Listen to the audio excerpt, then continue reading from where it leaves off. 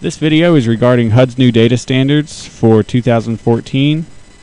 We are looking at a client right now, so what we're going to do is we're going to go through and fill out the client's entry into a project, and then we're going to address the new HUD verification workflows in this entry here. Afterwards, we're going to go change the backdate so we can add an interim to update the client's income or non-cash benefits, etc. And then we'll change the backdate again and do an annual assessment per the new 2014 HUD data standards. So I already have the client's entry up. I'm going to go through and answer these questions. First is client location. This is a new question.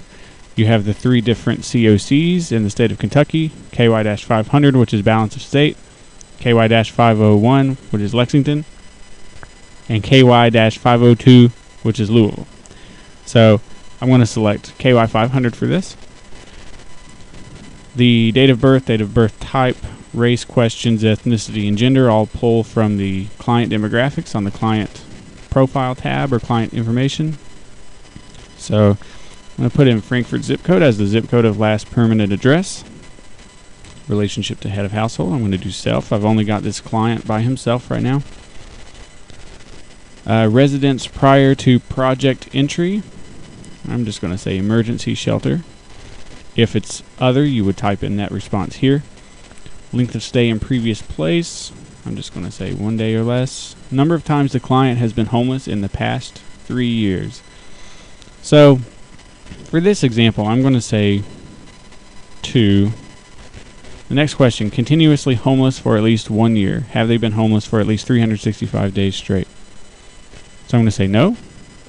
Now, if 4 or more, and this is referring to this question right here, the number of times the client has been homeless in the past 3 years. If that is 4 or more, then what is the total number of months homeless in the past 3 years?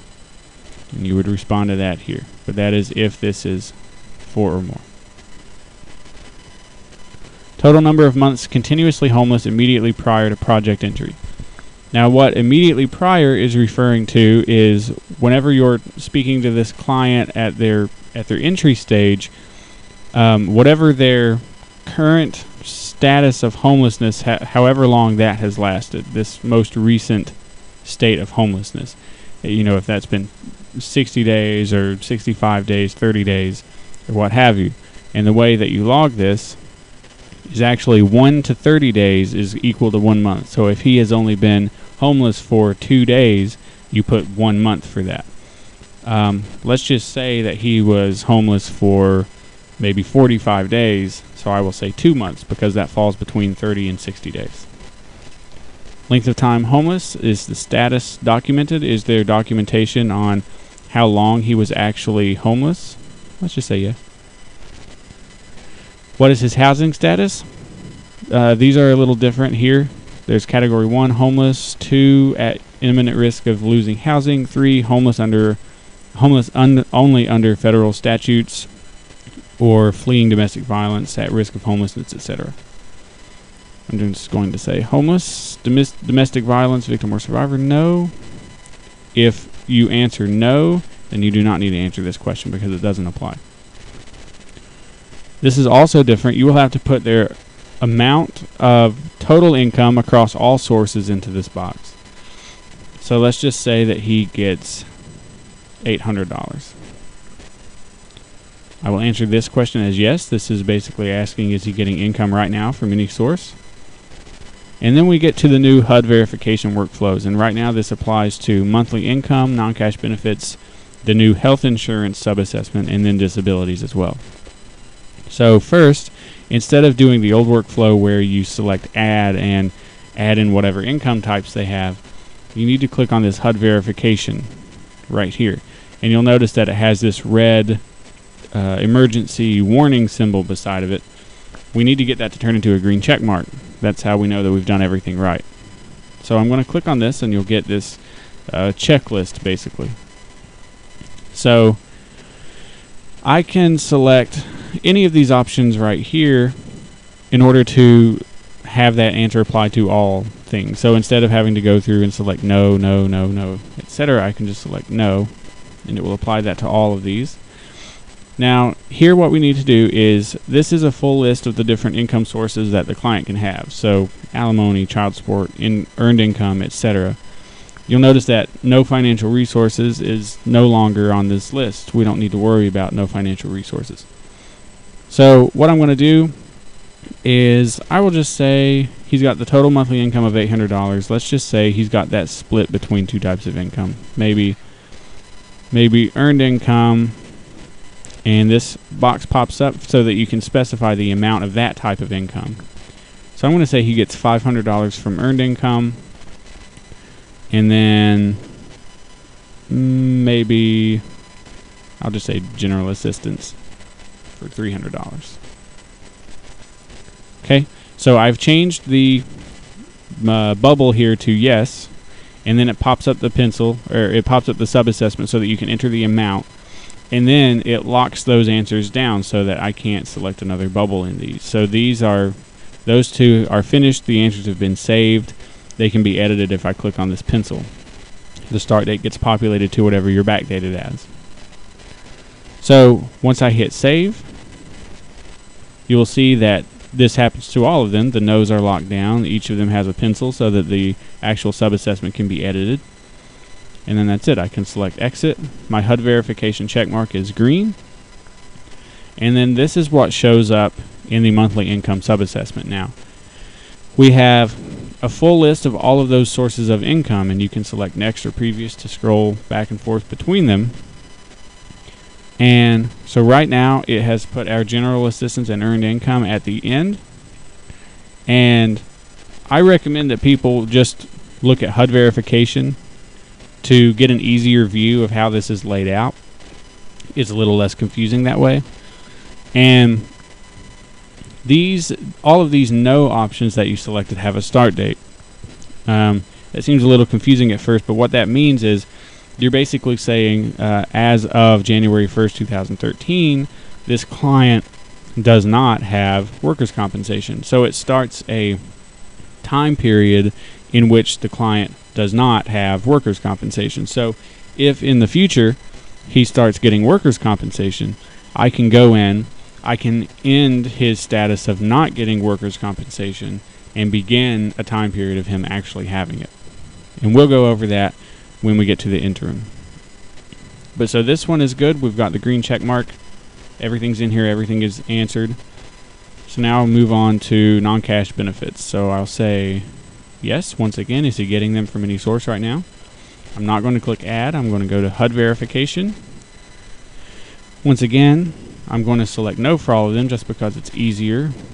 And let's just say he's got food stamps as well. So on this one, it doesn't pop up the sub-assessment if I select yes, but I'm going to select yes, save. And the reason it doesn't pop that up is because I actually no longer need to specify an amount on any of the non-cash benefits. The amount question is currently still there, but we don't need to answer it. So if you're saying that they actually get some type of benefit, you actually don't need to go into the sub-assessment and change anything, unless you want to add notes or if it's an other source, etc. So we've got the green check mark here. Once again, all of them are laid out. And this is one of the reasons why I say it's easier to look at the HUD verification, because while we did add food stamps for the client, there's no indication that he's actually getting them right here unless you click the sub-assessment and you see the yes answer. Whereas if you click the HUD verification window, you can just see the breakdown of all of them and easily see that he is actually getting them. Now for the health insurance question, let's say no for this one. Now once again, you don't do add. We'll go straight to HUD verification. So you have a list of different insurance policies or types that the client can be covered under. If this is a HOPWA provider, then each of these questions will pop up a sub-assessment in which you will have to provide a reason that the client is not getting that type of insurance. But this is only for HOPWA. This client's entry type is HUD right here. So I'm not seeing those pop-ups. So I'm going to click Save and Exit. HUD verification checkmark is green. All of them are listed. Does the client have a disabling condition? Let's say yes for this one. I'm going to click HUD verification. I'm going to select no for all of them. And then let's say that the client has a mental health problem. So once we select yes, a sub-assessment comes up, and a few of the questions are slightly different. So it automatically sets the disability determination to yes. And then, if yes, is it expected to be of long, continued, and indefinite duration and substantially impairs the ability to live independently? So let's say yes.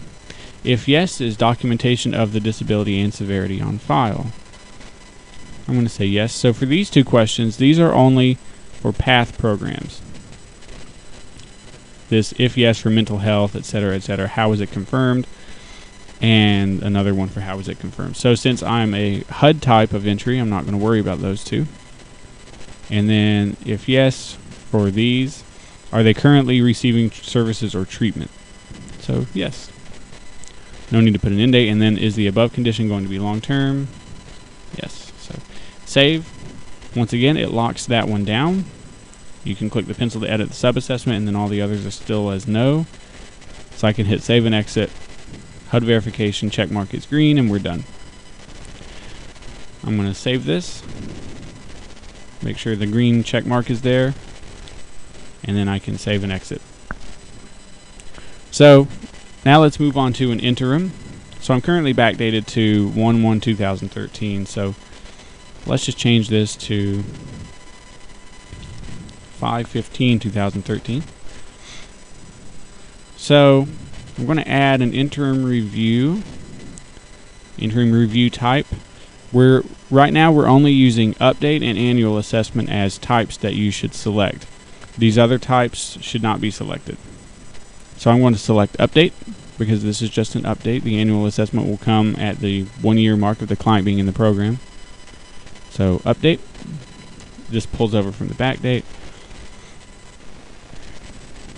And then let's say that he loses his where's it at? General assistance. Let's say he comes to only having his earned income. So what we'll do is, since he was getting $300 of general assistance, so I'm going to take this down to $500. And what we will do is we will open the HUD verification window. We will click the box by general assistance. And then I'm going to put an end date here for the day before this new status took place. This is so the dates don't overlap. So I'm going to select May 14th, 2013. We're leaving this as yes because this is the time period that he was receiving it. So I'm going to hit save. And it resets my bullet here. So what I need to do here is I can move this to no. And then I can save and exit. You will see this number has changed to 16 now. So what it has done is it has gone ahead and applied this end date to the general assistance he used to get. And then now he's also got, where is it at? He's also got this period of not having general assistance starting on May 15th. Okay? Likewise, we can also, let's say that he gets health insurance. So we can change this. I'll say yes here. This is not going to overwrite the no answer that was in the entry assessment. I'll open the HUD verification. Let's say he starts getting Medicare, for example. So I will hit the pencil beside Medicare so that we can put an end date on it. Once again, this is for the day before the new status takes place. So May 14th, 2013. Okay, it resets my bullet. So now I can change that bullet to yes. Save and exit. You can see the HUD verification check mark is still green. And then, there we go. We're done with this interim if these are the only changes that are being applied to him. So I can save and exit. We've got his interim review showing up.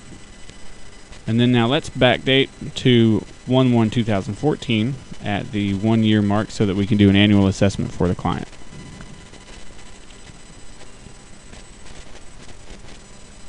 Okay, I'm going to go into interims and add an interim review For interim review type, remember you need to select annual assessment, not annual review. Okay? Now, if nothing has changed for the client, if his status is still the same, then all I do is save and exit. I don't have to change anything. I don't have to apply any end dates to anything and recertify anything in terms of how it's entered in Service Point. But if anything has changed, then you would just follow the same interim update process to do that. Now, also at this time, I would need to also go back and add another ROI in there, since his has expired at this point.